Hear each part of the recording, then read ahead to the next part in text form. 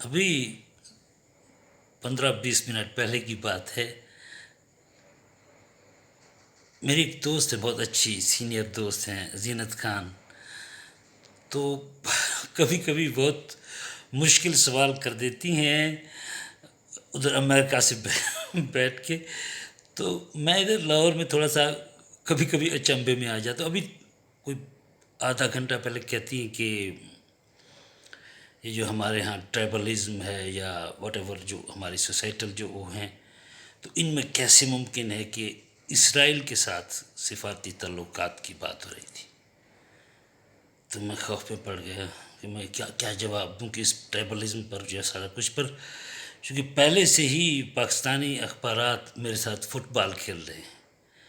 Dawn سے daily Times میں، وہاں سے ڈیلی پاکستان، وہاں سے نیشن 5، پھر کچھ نہیں. کبھی میں لکھنا چھوڑ دیتا ہوں سینسر کی وجہ سے، کبھی وہ چھاپنا چھوڑ دیتے ہیں. میں نے کہا کچھ نہیں لکھنا چاہیے.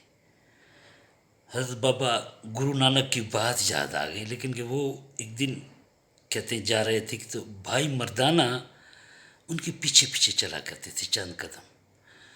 تو بھائی مردانہ کے ہاتھ میں ایک سونے کی اینٹ آ گئی. اینٹ ایک چھپا، مطلب بادشاہ کا چھپا ہوا ایک سونے کا ٹکڑا ہوتا تھا.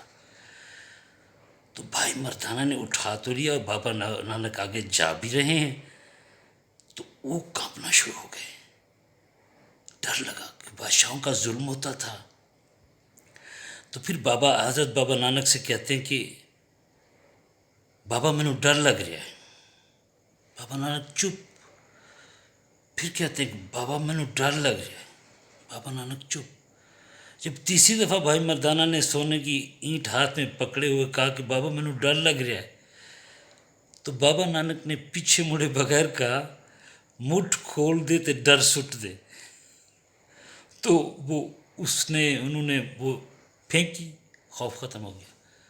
ہمارے ہاتھوں میں بھی کوئی سونے کی اینٹیں نہیں ہیں تو ہم بھی لکھ دیتے ہیں کچھ نہ کچھ. مگر اپنا زینت خان ہوں، بال مدن ہوں، میری سسٹر ہیں ایک کرمنل لائر ہیں.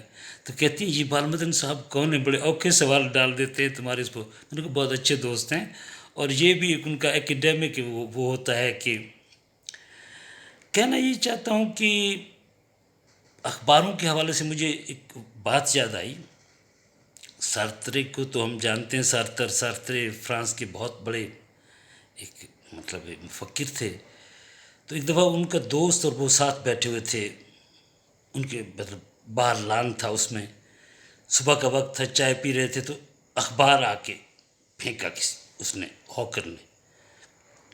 جو ہی اخبار گرا ایک دم سارترے اٹھے، اخبار کو اٹھا کے واپس گھر سے پھینک دیا.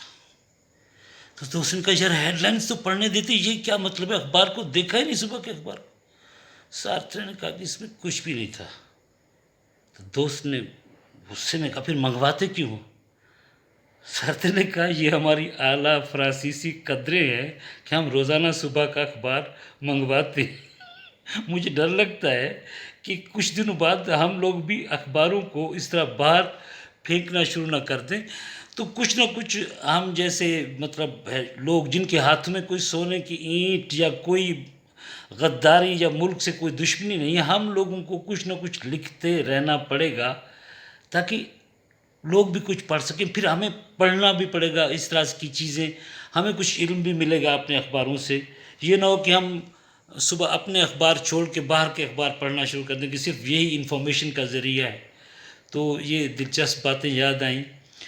تو دوستوں کے ساتھ رہتے رہتے کچھ مطلب ہے سیکھنے کو ملتا ہے، ادھر سوشل میڈیا سے بھی. اور ابھی تک ہمارے اخبارات بھی کسی حد تک کوشش کر رہے ہیں. اور سیکیورٹی اسٹیٹ، ہماری اسٹیٹ جو ہوتی ہے اس کی بھی اپنی مجبوریاں ہوتی ہیں.